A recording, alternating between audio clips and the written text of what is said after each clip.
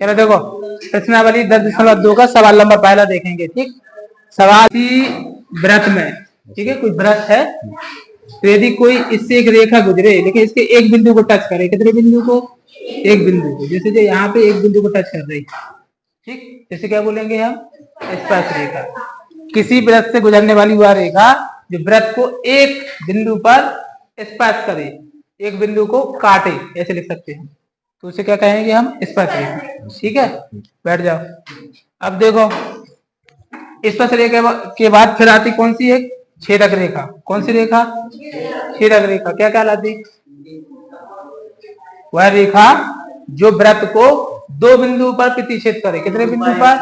दो बिंदु पर। देखो जैसे यदि मैंने यहां से रेखा डाल दी तो देखो एक बिंदु जे है और एक जे है, तो व्रत को एक रेखा कितनी बिंदु पर टच कर रही? दो पर, तो इसको क्या बोलेंगे?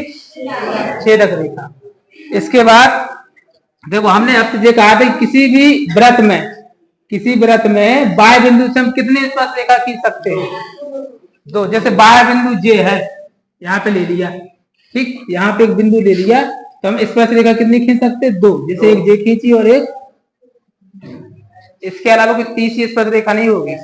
अभी पेपर में क्वेश्चन आया था कि किसी व्रत पर कितने स्पर्श रेखा खींची जा सकती है? अनंत, अपरिमित रूप से। तो देखो किसी व्रत पर, जैसे व्रत है तो इस पे स्पर्श रेखा आप यहाँ भी डाल सकते हो, यहाँ भी खींच सकते, यहाँ भी खींच सकते, यहाँ भी खींच सकते, यहाँ भी।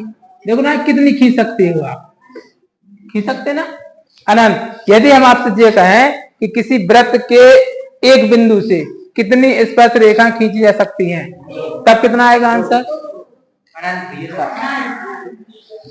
तो समझ लीजिए हम क्या बोल रहे हैं। किसी व्रत के एक बिंदु से कितनी स्पर्श रेखाएं खींची जा सकती हैं? जैसे जो व्रत है, ठीक, अब किसी व्रत के एक बिंदु से, जो एक बिंदु दिया हमने, अब यहाँ से कितनी स्पर्श रेखा खींचोगे? एक ही तो खींचोगे। फिर हम व्रत थोड़ी बोल रहा है, यही तो क्वेश्चन पूछता है वो कि व्रत के किसी एक बिंदु से हम एक स्पर्श रेखा खींचेंगे। यदि उसने कहा कि व्रत से कितनी खींचेंगे, तो व्रत से अनेक, ठीक है। लेकिन व्रत के यदि बिंदु बोल दिया तो कितनी? यदि हम ये कहें कि किसी बाहर बिंदु से कितनी खींच सकते हैं? देखो व्रत पे बिंदु नहीं है, बिंदु कहाँ है? बाहर। जब व्रत के बाहर बिंदु है तो वहां पे कितनी स्पर्श रेखा खींच सकते हैं? दो। पूरी बात समझ गए? देखो तो इसी आधार पर मुझे एक सवाल करना है, ठीक, तो इस सवाल को करेंगे।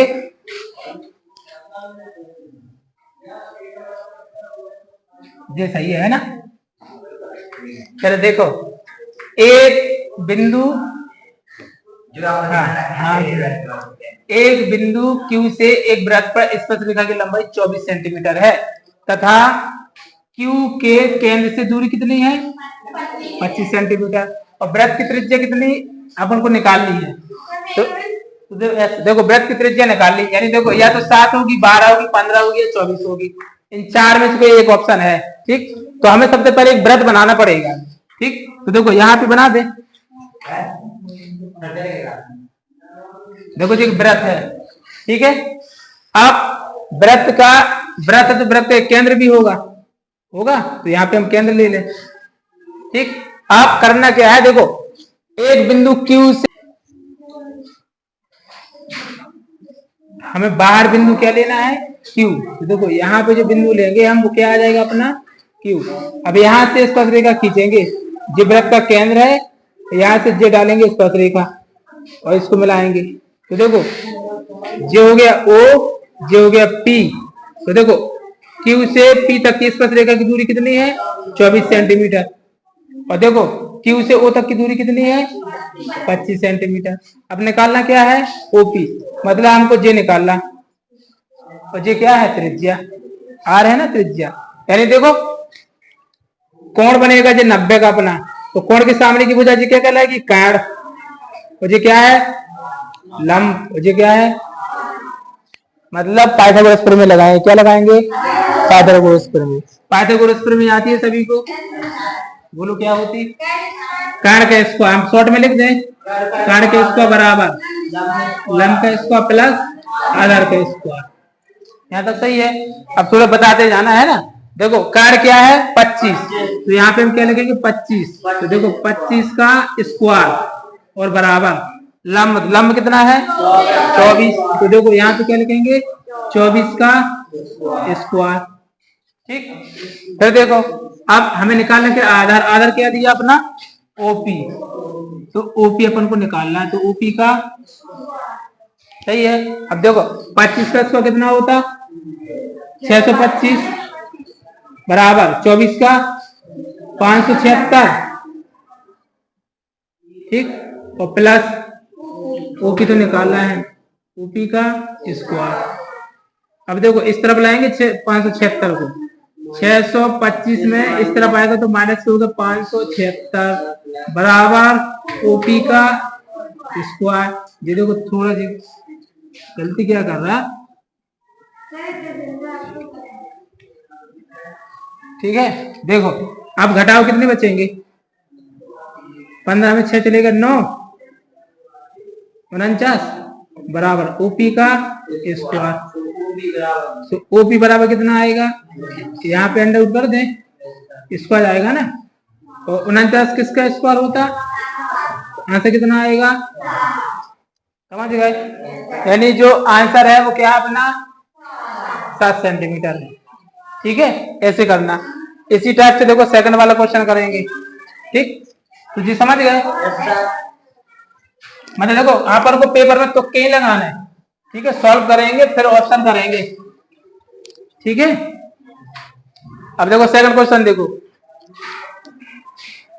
आकृति 10.11 में जी है तो इस आकृति को करनी टी, यदि टीपी और टीक्यू, ठीक है, केंद्र ओ वाले किसी वृत्त पर 2 स्पर्श रेखाएं खींची गई हैं। ठीक, देखो देखा दे रहे हैं स्पर्श रेखाएं, देखो एक जे है,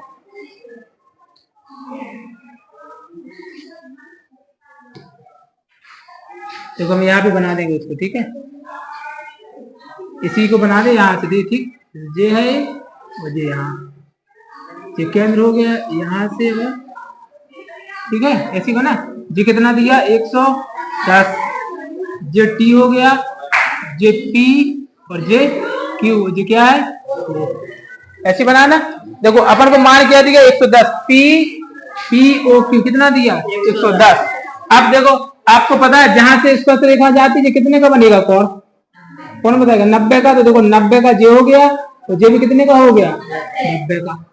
ठीक, निकालना क्या है हमें, जे निकालना टी। अब आपको कुछ समझ में आ रहा, देखो यदि आप यहां से ले ले तो देखो एक भुजा जे है, एक जे है और एक जे है, एक जे है, कितनी भुजा है और 4 भुजा है, तो क्या बोलेंगे तो चतुर्भुज के सभी कोणों का योग कितना होता 360, नहीं 360 कितना होता 360।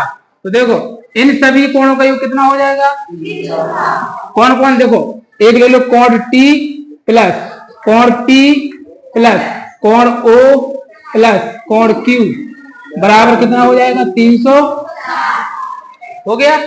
अब देखो टी तो अपन को निकालना है, टी तो निकालना है। ठीक है, अब देखो पी का मान कितना है, तो इसको देखो टी को लिखा रहने दो, पी का मान कितना है 90 प्लस ओ का मान कितना है 110 प्लस क्यू का मान कितना है 90 बराबर 360। ठीक है, चलो जोड़ो जी, कोण टी 90 90 180 और 110 कितना हुआ 210 कैसे हुआ 200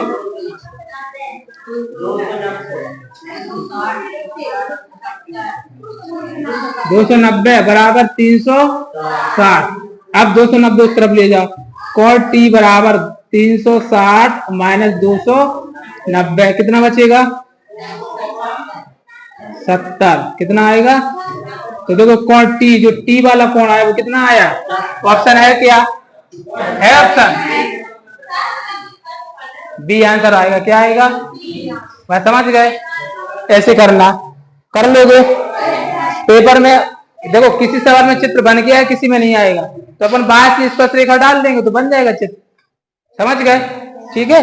अब देखो, अब इसी प्रकार देखो तीसरा वाला क्वेश्चन, बिल्कुल ऐसे चित्र बनना है तीसरे का। थोड़ा एक बार देखो पढ़ के देखो, यदि किसी बिंदु P से क्या लिखा, यदि किसी बिंदु P से